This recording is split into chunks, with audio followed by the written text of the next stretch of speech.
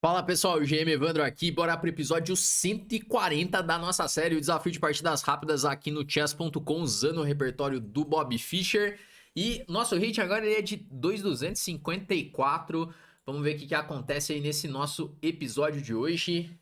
E vamos pegar um adversário aqui com um rating semelhante aqui, ele tem 2.245. E vamos enfrentar uma anti-siciliana. A galera sofre com as anti-sicilianas, né? O pessoal ali, os alunos do Chessflix estavam reclamando bastante que tava difícil enfrentar as anti-sicilianas. Aí eu até tô fazendo um curso, já liberou várias aulas até para os alunos ali, ensinando a como enfrentar essas anti-sicilianas, que realmente acabam sendo uma dor de cabeça, né? É, porque a gente tá esperando ali mais a variante principal, e aí de repente o adversário vem e começa a jogar umas sublinhas. É um pouco difícil de enfrentar, porque são posições diferentes, né? Então tem que dar uma atenção mesmo para essas linhas, inclusive essa aqui é uma das mais importantes, né? Se você joga Najdorf, bispo B5 cheque, a variante Moscou ela é bem importante. Bom, agora eu joguei cavalo D7, que é um lance mais ambicioso, bispo D7 é o mais sólido. Eu falo que o cavalo D7 é mais ambicioso porque eu quero pegar o par de bispos aqui, né? Por isso que eu jogo cavalo D7 e A6. Essa aqui é a minha ideia. Mas o preço é que muitas vezes eu posso ficar um pouquinho atrasado no desenvolvimento. Tem várias formas de jogar de brancas. Ele escolheu jogar com C3, que está ligado às ideias de D4, pegar o centro. Então vamos fazer A6 perguntando o que ele quer fazer com o bispo e depois a gente define aqui, porque tem várias formas de jogar essa posição também. Mas eu preciso dessa definição do bispo aqui primeiro. Se ele vai jogar com o bispo para A4, se vai jogar com o bispo para E2, até mesmo para C4, talvez pode ser. Bispo D3 também uma opção. Basicamente ele pode fazer qualquer lance aqui, né? Bispo D3, apesar de parecer um pouco estranho, o bispo ficar na frente do peão de D, ele vai jogar bispo D3 e depois bispo C2. E aí faz D4 ficando com o centro, né?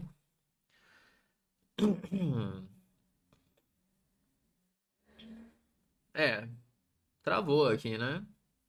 Ele tá pensando bastante aí, não era pra ser uma decisão tão difícil assim essa do A6, né? Porque é o lance mais óbvio, assim, perguntando o que ele quer fazer com o bispo. Eu nem considerei o bispo por D7 porque ele tá me dando um par de bispos aqui. Eu acho que não faz muito sentido, especialmente combinado com C3, ele dá o bispo assim. Caramba, o meu adversário tá refletindo bastante sobre a vida, né? Não tem por que pensar tanto, eu acho, nesse momento. E eu acho que não caiu a internet aqui também, né? Bom, vejamos o que ele faz aqui. Enquanto isso, já que estava falando das antes-sicilianas aqui, o que são as antes-sicilianas, né? Tem várias antes-sicilianas. Aqui, por exemplo, quando a gente joga C5, tem a siciliana Lapin, é uma que é legal o preto ver. É, tem o Gambito Morra, jogando D4, CD4 e depois C3.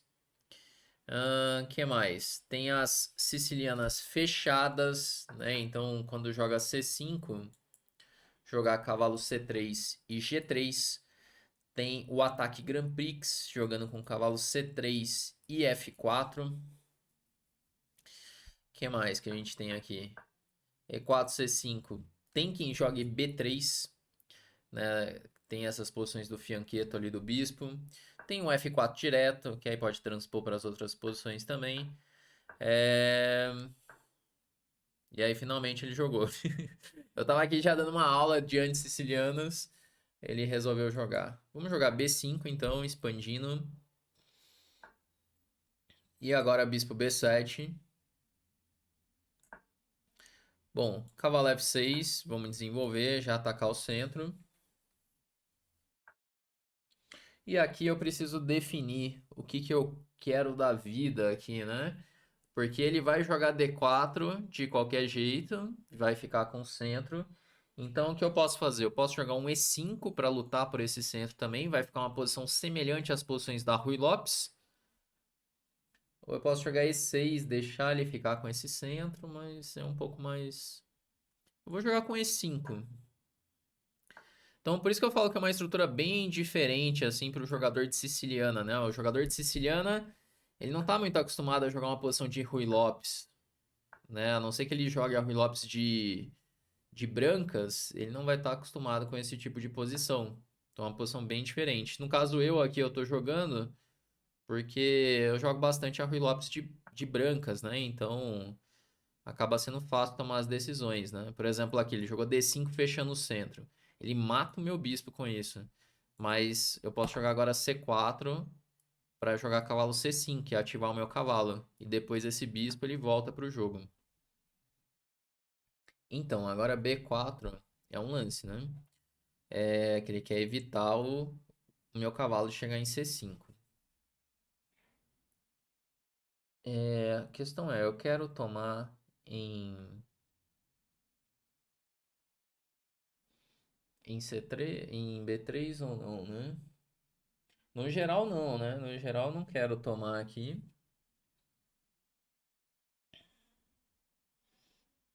Eu tô comparando com outras posições de Rui Lopes até para tomar uma decisão aqui. Se eu deixo isso ou se eu tomo em B3.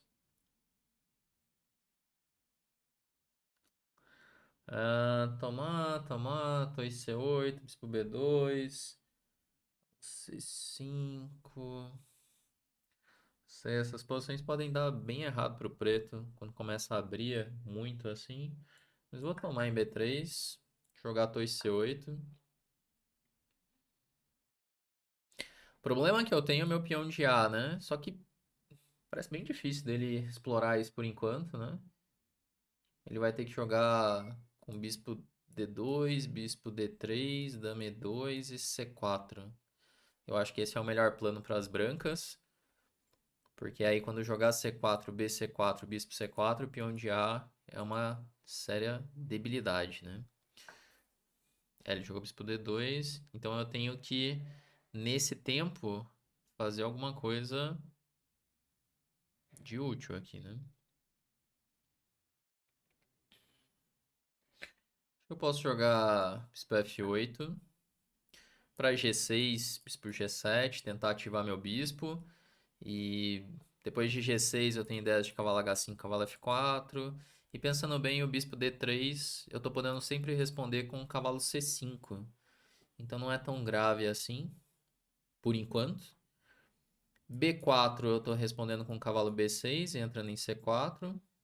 Então por enquanto eu não preciso temer as rupturas, né? Peão de A é difícil de atacar. Não tá tão fácil dele fazer aquele plano que eu falei. Acho que eu vou conseguir chegar com o meu contra-jogo até a tempo, né? Então talvez tenha sido um pouquinho prematuro o B4, será? É típico fazer isso para evitar o cavalo C5, mas... Bom, cavalo E3. Se cavalo C5, cavalo F5. Tá, eu vou jogar G6 primeiro. Vigiando F5. E se C4, eu vou de cavalo C5. Pressionando agora E4. Se tomar em B5, a B5. Torre A7 eu tenho dama B6. Não tem que se preocupar.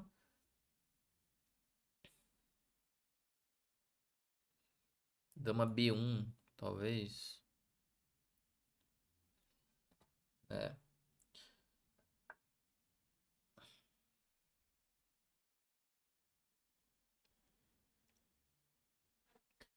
Bom, se ele chegar com um cavalo em C4 vai me incomodar bastante. Isso é certeza. Agora o que que a gente pode fazer até lá?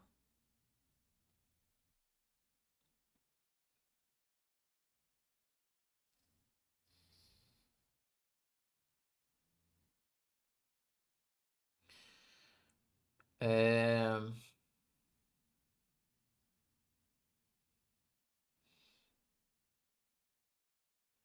Deixa eu achar uma forma de criar contra-jogo aqui.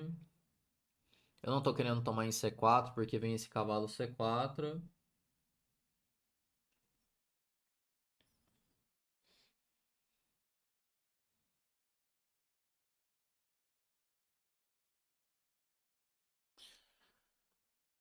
Esse lance foi um pouco chato, né? Eu poderia ter... Ah, e ainda tem as ideias de bispo A5, tem que ficar de olho também, né? É, acho que eu subestimei um pouquinho a posição. Vou jogar cavalo H5, com ideias de cavalo F4. Se B4 agora, tudo bem, cavalo D7. E aí ele tem que vigiar C4. Se bispo A5, dama E7. Se tomar em B5, a B5 eu continuo vigiando C4, que eu acho que é uma casa importante de controlar. Agora, eu tô com um problema, assim, pra melhorar as minhas peças aqui. Talvez jogar um torre B8 em algum momento, mas eu tenho que vigiar sempre o B4. B4, cavalo D7. É, eu tenho sempre que vigiar isso daqui. Que isso aqui é importante. Caramba, esse lance eu não esperava de forma alguma. Bispo D3. Ele me dá assim um par de bispos. E deixa já eu jogar cavalo F4 com ganho de tempo. É...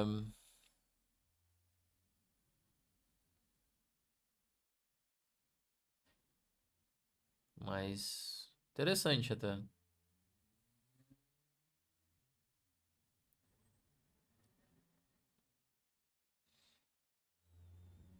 Dama de B6 eu levo um bispo A5, né? Ou eu dando um jeito de pendurar aqui.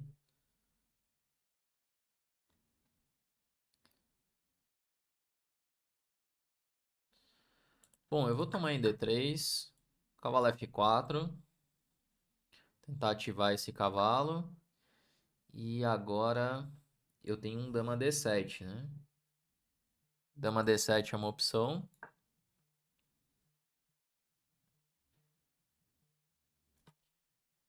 Caramba, eu precisava atender o celular no meio do episódio, assim. E agora, como que eu faço aqui? Não, vamos ter que terminar esse nosso episódio de hoje, né? Agora a gente vai ter o gambito do celular aqui. É, bom, dama D7. E agora ele tá pensando.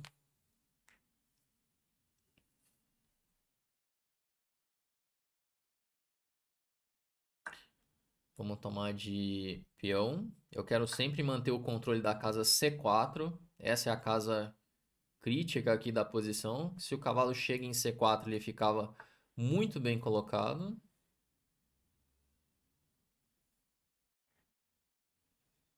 Se agora aqui eu tenho que achar algum tipo de contrajogo, né? Porque tá caindo um peão de B5.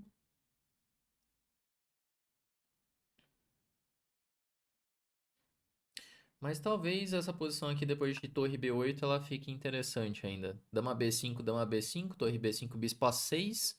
E aí eu tenho par de bispos, meu cavalo tá chegando em D3, peão de B tá no ar. É, essa posição parece boa aqui. Esse torre por B5, eu não tenho... Ah, eu tenho bispo A6 já ganhando, né? É, ainda que ganhe o peão, eu acho que eu tenho muito contra-jogo aqui. Vamos trocar. Bispo A6. Talvez ainda jogue um torre A5, mas aí bispo D3. O bispo em F8 tá cumprindo bem o papel aqui de vigiar D6.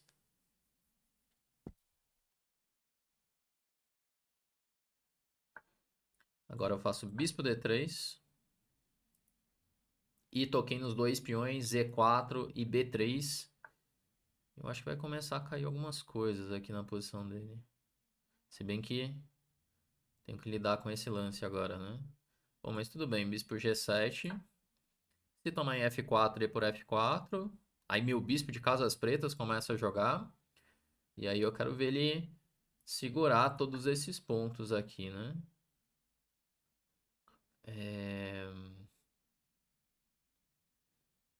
Bom, cavalo E2 cheque.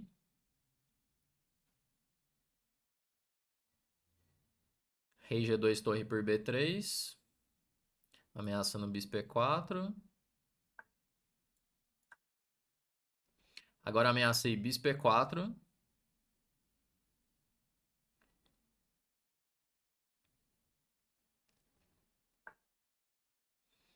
E esse lance aqui tá matando, né?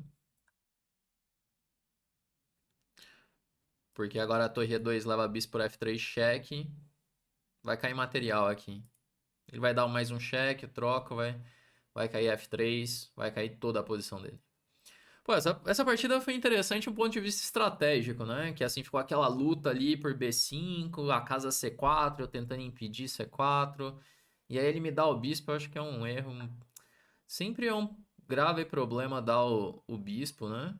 Assim, deixar o adversário ficar com o par de bispos é sempre problemático, né? E aqui foi essa a história de novo, né? O bispo de casas brancas acabou fazendo bastante falta. E é interessante que ele ganha o peão e eu acho que ele tá pior. Eu acho que depois de ganhar o peão ele tá pior porque meus bispos começam a jogar e é difícil defender as fraquezas aqui da posição, né? Bom, mas é isso aí então, galera. Espero que vocês tenham curtido esse episódio de hoje. Acho que o nível vai subindo aqui mesmo, é o natural, né? Tanto a parte teórica quanto a parte estratégica também.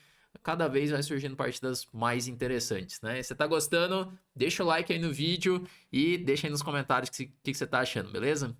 Bom, vamos encerrando por aqui e até a próxima.